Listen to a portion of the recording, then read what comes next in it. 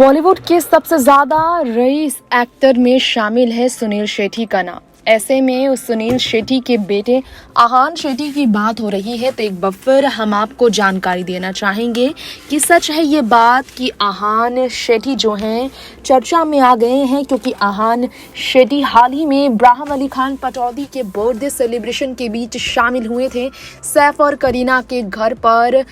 Party में, जहां वो अपनी long term girlfriend Tanya Shroff के साथ पहुंचे।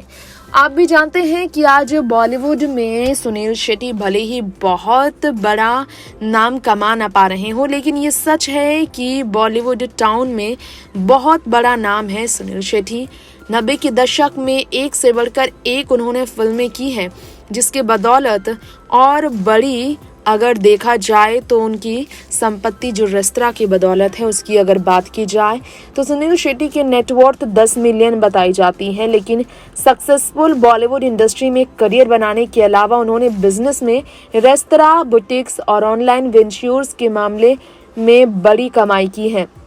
जी हाँ, योगा जिम करने वाले सुनील के बेटे आहान जो बॉलीवुड में बहुत जल्द तड़प फिल्म के साथ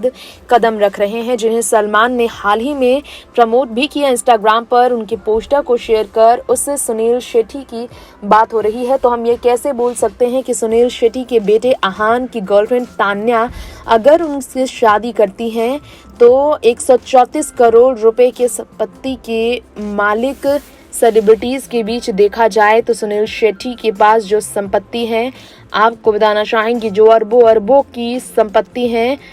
उनके बारे में सब जानते हैं कि सुनील शेट्टी की इतनी बड़ी संपत्ति की अगर बात की जाए तो उस संपत्ति के मालिक सुनील शेट्टी अपनी संपत्ति का हिस्सा